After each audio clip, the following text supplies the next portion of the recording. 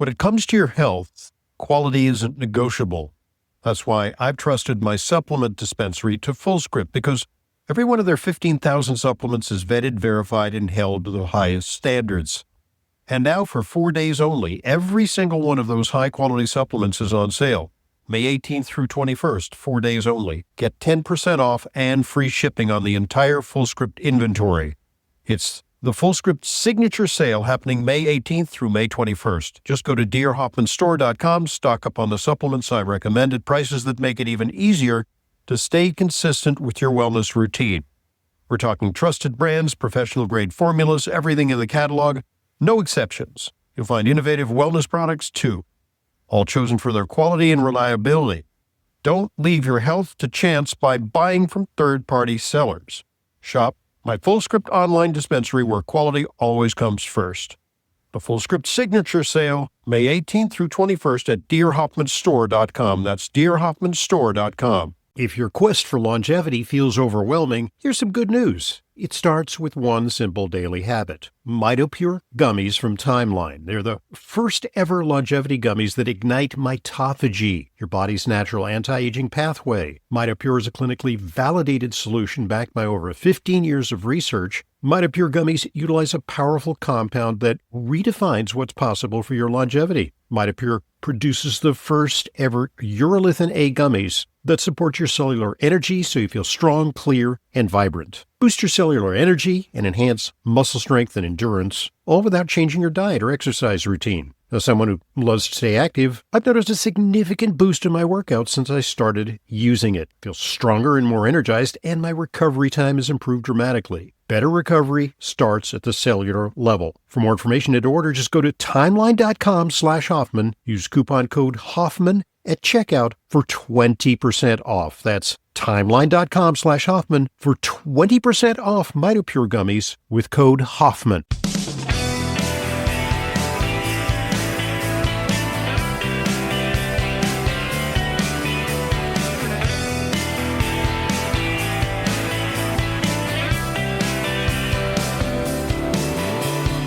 Welcome to today's Intelligent Medicine Podcast. I'm your host, Dr. Ronald Hoffman. If you're experiencing fatigue, brain fog, inordinate cravings, could it be that it is due to a problem with your adrenals? Today, we're going to talk to an expert on the subject, one of my favorite guests. We frequently review sundry topics here on Intelligent Medicine. Today, we're going to do a deep dive on adrenal function with Dr. Jacob Teitelbaum. He is the fatigue doc par excellence. He's one of the most frequently quoted post-viral CFS, fibromyalgia, energy, sleep, and pain medical authorities in the world. And he's written 12 books, including You Can Heal from Long COVID. But his classic book, From Fatigue to Fantastic, really lays out a plan for recovery from chronic fatigue syndrome and fibromyalgia. And yes, the adrenals play a role in that. And so without further ado, and we got a lot, many more credentials to announce, but we only have about an hour or so let's get right into the heart of the matter. Mm-hmm. Jacob, it's a pleasure having you back on Intelligent Medicine. Thanks very much for joining us from your outpost on the Big Island of Hawaii, right? Mm-hmm. Okay. Indeed. So a little bit of a time difference. So let me just tee off the discussion with you and provoke you a little bit with the official position of the Endocrine Society. All endocrinologists, they belong to the Endocrine Society, which kind of lays down the guidelines. The idea behind adrenal fatigue is that chronic stress wears out the adrenal glands, causing them to stop producing cortisol. While clinically validated adrenal insufficiency, such as Addison's disease, does exist, everyday stress does not, quote, burn out healthy adrenal glands. That's the official position. What say you? I think they're entirely right. It doesn't burn them out. It just exhausts them. And as it's funny, when I was in medical school, I'm a science geek, and they used to call me the Phantom because in the middle of the night and 2, 4 in the morning, I'd be going to the medical library, pulling journals and just going through them. That's just my pleasure in life. And I looked at the research on endocrinology. I said, this is incredibly powerful. I want to be an endocrinologist. And then I did a rotation in endocrinology, and I realized this field back then, which is 50 years ago, was 50 years behind the research. The research has progressed 50 years, and endocrinology has not progressed Yeah. 5 years. Same experience. I found it a very appealing field because I thought that this is wonderful. You can take these natural substances like thyroid hormone or adrenal, either identical, bioidentical, or chemical copycats, and you could fix people with those things. And then when I actually did a deeper dive on it, I discovered that the guidelines are so constrained that we have very little room to help people who have true thyroid problems and adrenal problems. Absolutely. And for overt gland failure, endocrinology is very good because it's important for people to understand testing. We talked about this before round, but it's warrants repeating. When you go to the doctor and you say, hey, I think I have thyroid problems or adrenal issue, what they will do is do a blood test or a set of blood tests. And if it's in the normal range, the doctor will say it's fine. You have no problem. But, I'll lecture to 400 or 500 doctors at a time. And I love asking this question: where do the normal ranges for blood tests come from? And it's like looking at 400 deer in the headlights. Like you could hear a pin drop. They have no idea. And many I think it doctors came would be down from happy. a tablet from Mount Sinai. I think I think so. there was a bolt Lightning, of lightning, and right. right? And wise elders sat around the table with long gray beards, and they said, "Well, if it's in this range, there's no problem." That's kind of doctors' images of it. All it is they take 100 people, and the 95 in the middle are defined as normal, and the highest and lowest 2.5% are defined as abnormal. That's all. So the normal range for shoe sizes would be about size 5.5 to 13. I put my size 12 foot in a size 8 shoe. The shoe endocrinologist is going to say, there's no problem. There's size 8, no problem here. And the same thing with other things, with thyroid and the rest. They're looking for gland failure when the gland is so destroyed that it's no longer functioning. With Addison's disease, the adrenals need to be so destroyed that it can kill you, Yeah. literally. And to give an idea with a blood test, most people are on a cortisol hormone, adrenal hormone level about 18 in the morning. Goes down to about 1 to 2 at night, but 18 is normal in the morning. Hmm. And if you're 14, most people start seeing symptoms of low adrenal. 6.1, you go to the endocrinologist. You can be bedridden. 6.1, the endocrinologist will say, no problem. Yeah. 5.9, they'll set you up for, oh my God, this can kill you. We better evaluate it. And I've had labs accidentally do 2 cortisol levels on the same tube of blood 4 times now in my career. Right. The same person accidentally ran it twice. And usually the results are about 4 points apart on the same person, same Wow. tube of blood. Wait. So, Four entire, like a like your 10 grandpa instead of a declared, 6? Yeah, not yeah, a point 4, but 4. no, Oh 4. my goodness gracious. So if 8 is considered, oh, no problem at all, and 4 is life threatening, Hmm. and the test isn't even accurate with there. So basically, God bless the endocrinologist, and may they help the things they can help Yeah. and avoid them for the things that they can't help, which is decreased function without complete organ failure. So how do you tell if you have adrenal? First, what do the adrenal glands do? Yeah. These are stress handlers. So the body is very efficient for things. And it says, okay, if we have a saber-toothed tiger coming at us, we got to be able to get attention, alert, get the blood flowing to the muscles and, getting things going and run. So how does it do all that? It does that by making cortisol, which raises blood sugar. So you have energy, the energy to do this. It raises blood volume and blood pressure. So you have a head of steam to get moving. And all of these things are kind of wrapped around, and it does regulate immunity. Well, that's in a different function. All of these things are wrapped in the adrenal function. It does all these things. So, Ron, as you were saying earlier, if people get sugar cravings, and we can talk about sugar cravings because there's feed me now or I will kill you when your fangs come out kind of sugar cravings. Then there's what I call the happy Twinkie hunters, where you're just going through the cabinet for something sweet to eat.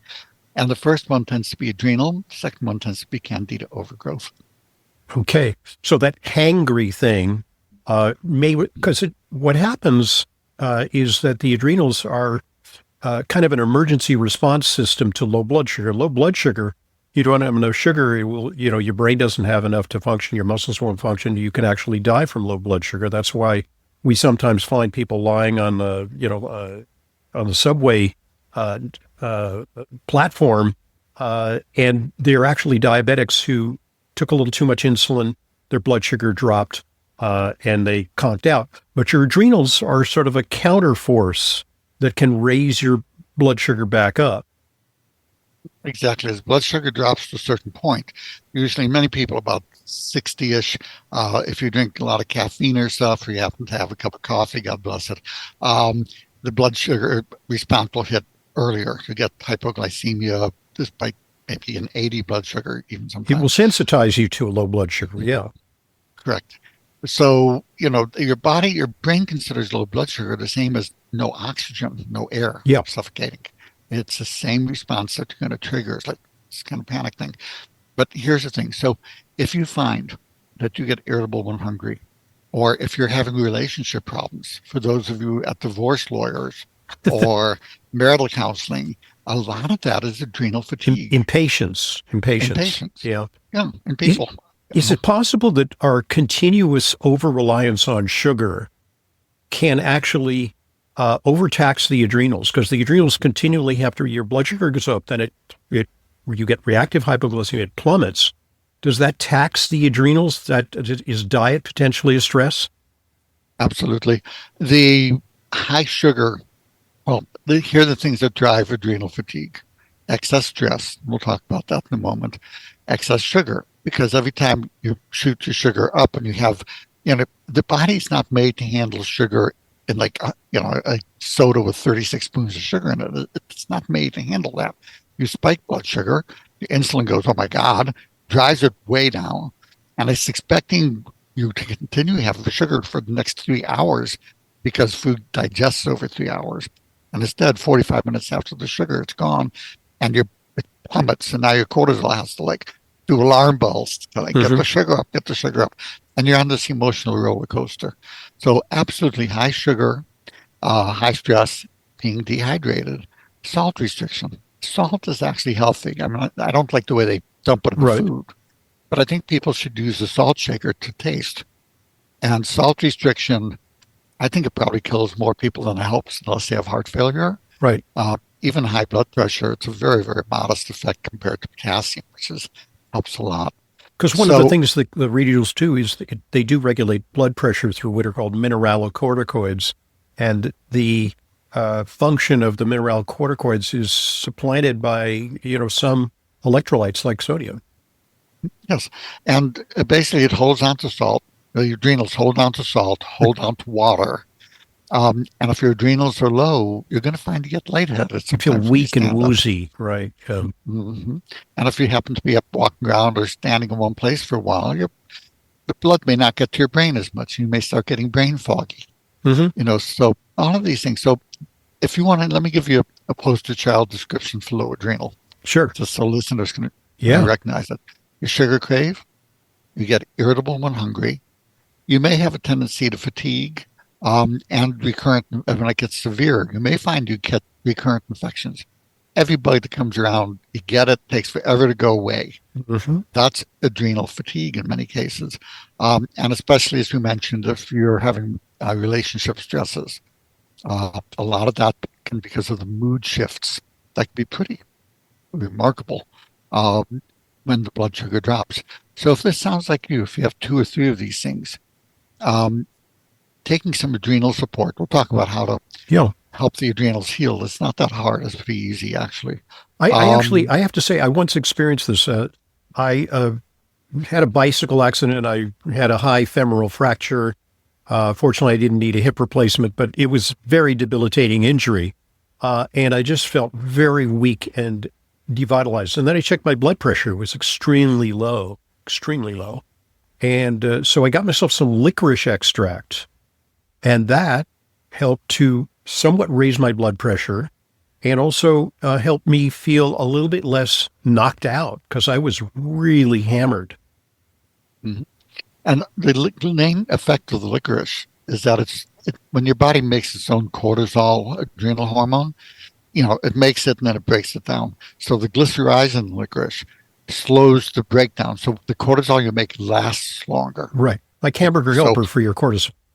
yeah, well, exactly. One way to look at it, yes. um, so there's simple things. A cup of licorice tea each morning. For those Uh-huh. of you who like the taste of licorice, can help support adrenal function, And incidentally, I increases. just want to, excuse me for Mhm. interrupting, but some people are taking licorice for digestive problems. They're taking DGL. It's deglycerinated. So they take out the part that raises the blood pressure because you don't want to raise your blood pressure if you're just treating reflux or GERD. So, but you want the glycyrrhizin if you Yes, have adrenal fatigue. exactly. You do not want the DGL form. You Okay. want licorice. You want the whole licorice or the glycyrrhizin anyway. So we can talk about ways of getting that as well. Um, but if this sounds like you, and about a quarter of adults I find, because this is an illness of modern life. Okay, folks, at this point, let's pause and allow one of our sponsors an opportunity to share an important message with you. So here goes. Listen up.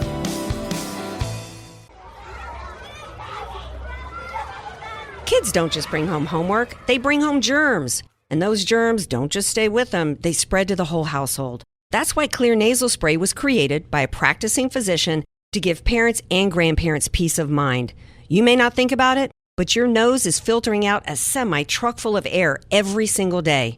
Clear isn't just another spray. It creates an additional layer of protection in your nose that blocks bacteria and viruses before they can even take hold. Yes, even that virus.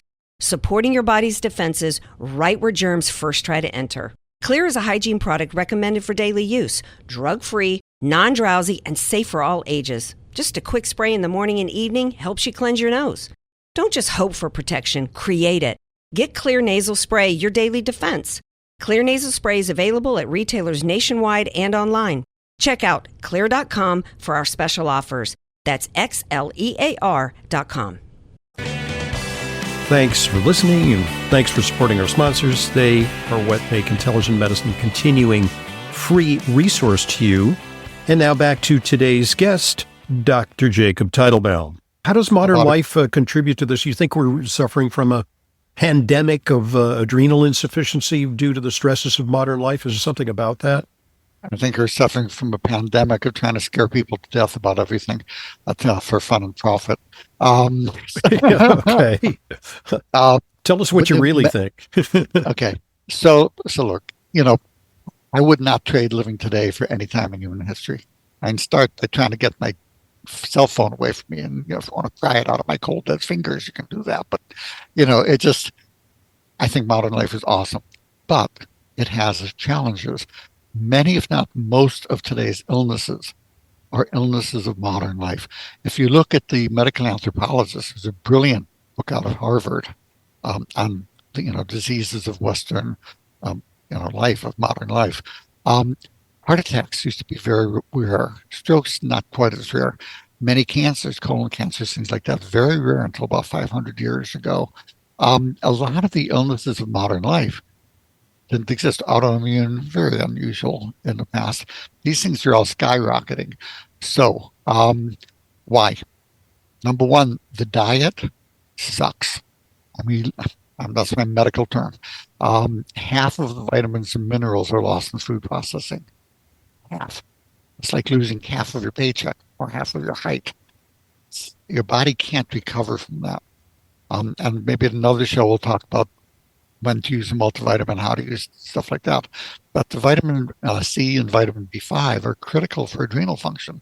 These are going to Pantothenic acid. That's very specific to adrenals. It seems that B5 often, we know about folic acid and niacin and thiamine, but it's kind of like the orphan B vitamin, vitamin B5, pantothenic acid. Mhm. And it's very important that, and the RDAs, what I call ridiculous dietary allowances, they just don't do it for what your body needs. So, one, the diet is horrible. Number two, the stress of modern life. You think about the speed. If 200 years ago, if you wanted to send a letter from New York to San Francisco, the pony, you'd find the Pony Express.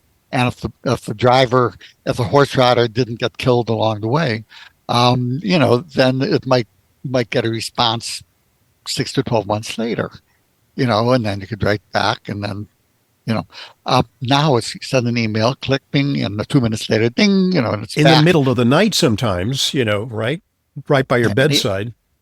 Anytime. I've learned to turn my phone off now that I don't have to take call anymore. But the biggest thing with that is not just the speed of modern life. Back about 40 years ago, if you looked at media advertising, the Madison Avenue advertising executive mantra was sex sells. So if you wanted to sell beer or cars, they had handsome guys and good-looking girls, and they would be standing by the car or the beer or whatever, and implying that you're going to get these if you use these. So sex sells. That mantra has changed. It's now fear and divisiveness sells. You've got 24-hour news cycles that need to fill it with something, so they're just making stuff up. And it's one thing. You mentioned you just got to New Zealand. This is Lord of the Rings geek country, and it's one thing if you're in the middle of wars with, orcs trying to kill, if there's chronic stress, it's one thing. But the media tries to pick any topic. They will try to make you hate half of the rest of the population and think they're crazy because they're giving misinformation. It's not that people are stupid. It's just they pick the information they want to feed you. So, of course, you're going to come to the conclusion that side A is crazy or side B is crazy, and you should hate them and you should be afraid of them. So fear and so we live in a constant state of adrenal arousal. There's very little time for the adrenals to rest and repair, it seems. Correct. And the thing is that triggers adrenal fatigue of the adrenal glands themselves. But here's a bigger problem that's coming up. Is this chronic stress of modern life. There's a control center in the brain, a little almond-sized area called the hypothalamus. It controls sleep, hormones, autonomic function, blood pressure, pulse, and a host of things with that, all in that circuit. That circuit breaker is exquisitely sensitive to energy depletion. It uses more energy for its size than anywhere in the body. So when the stress gets to the point that energy drops for whatever reasons, infections, nutritional, situational, you trip that circuit breaker. And suddenly it is putting the adrenal gland, and you'll see this, the studies show this. The studies were done in 1980. These are not new studies. And they keep being repeated, and they keep showing the same thing. And the endocrinologists keep ignoring the research. I see nothing, but here's the studies. No, I don't see that study, but here it is. No, I don't. It's exaggerating. They're very, very zealous gatekeepers of the diagnosis. It's like you have to come to the doctor, and the doctor puts on his or her priestly robes, and then they are the dispensers of the diagnosis, and they guard that prerogative very carefully so that you can't have that, because the Endocrine Society guidelines state that this is merely a figment of your imagination.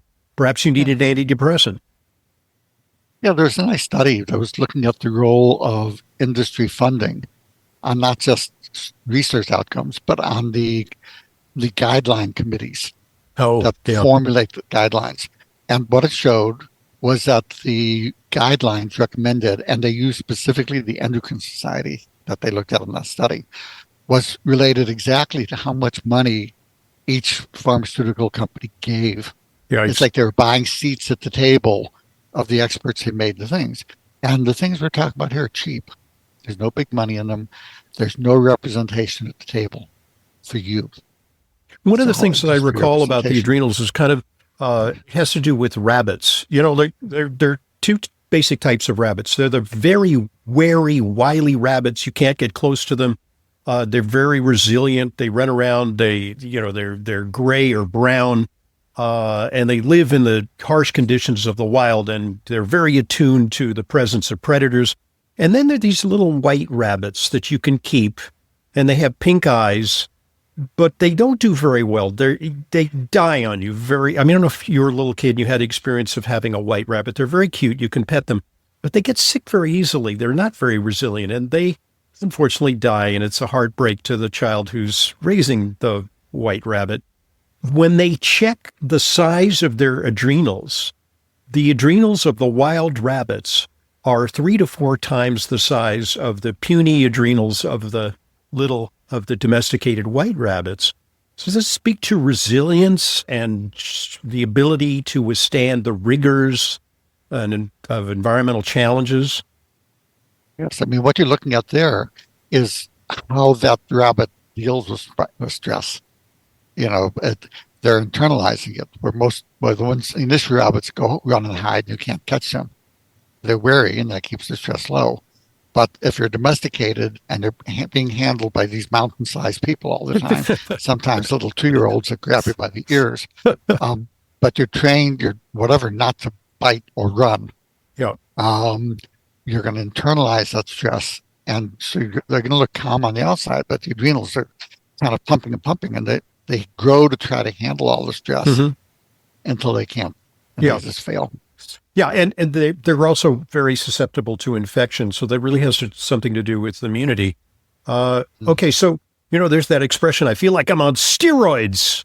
You ever have like poison oak or poison ivy, and you've had to take oral steroids, and you take them and you go, man, I wish I could take these all the time. You really feel awesome. Man, what a rush. Yeah, it's not the way to get the rush. Here's the thing, that back, even about 30 years before I was in med school, they were just learning about these glands and hormone things. They were dissecting and just learning that thyroids existed. They knew the heart existed, but parathyroids, what are these little things? And they were trying to extract, they would take animal glands and take the extracts, and they'd inject them into animals and people and see what happened. And they did the adrenals. They said, well, let's take an extract and shoot it into, the animals were like, but then they didn't notice that they died even quicker. And then they started short-term gain, long-term pain, right? Yeah, it's buy now, fly now, pay later. It's like energy loan sharks, basically. So what they did is they gave more and more, and people were like, hey, this is great. But then they died. Yeah. Because what happens is you put the adrenal gland to sleep. So they went from giving way too much to giving none at all. Like, oh my God, we can't give this unless there's a life-threatening thing. What they don't realize is that there's this middle place where your body handles it just fine, appreciates it. It doesn't put the adrenals to sleep. It doesn't cause the toxicity. And there's work you're mentioning, Professor William McJeffries, who was a Case Western Reserve endocrinologist. Yeah, early in our careers, I think it was in the 80s that he came to 70s or 80s that he came to prominence, and I took an interest in that. Yeah, me too. I mean, because I was trained in med school, you don't give steroids, and now they use steroids as a horrible word because testosterone is a steroid, cortisol is a steroid, an egg is a steroid. So it's kind of a meaningless, vague term, but there's some hormones that can be very toxic if continued at certain doses. What he found, and what my research also suggested, was that if you're giving the equivalent prednisone up to 4 milligrams a day, you don't get the toxicity. Excuse me, let's look at the equivalencies, because a lot of people know about prednisone. They've been given prednisone for various conditions, maybe ulcerative colitis, or maybe rheumatoid arthritis, or maybe even just, a painful condition, rash or something. The equivalence between that and hydrocortisone and cortisol. 1 to 1. So prednisone. 5 to 1. That's what I thought. Yeah. Yeah, 20 milligrams of hydrocortisone or Cortef is like 4 milligrams of prednisone. Got it.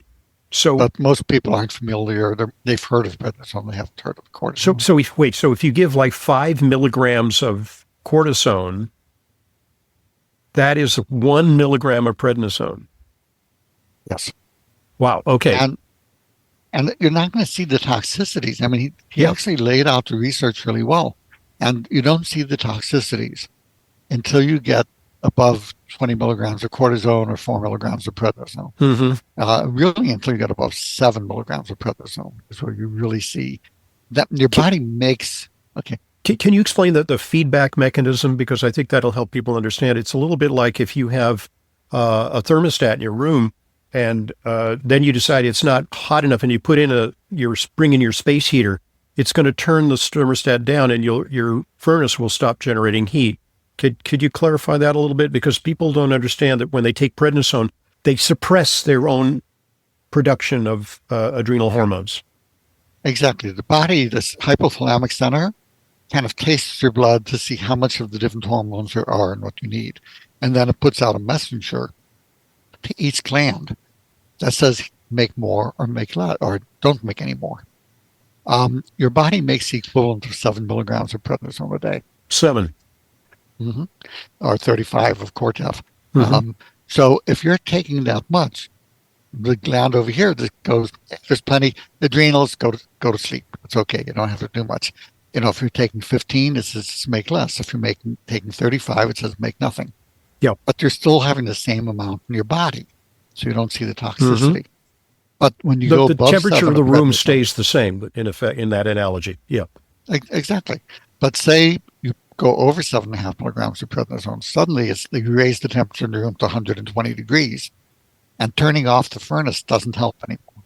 Mm-hmm. You've lost control and you start to see the toxicity.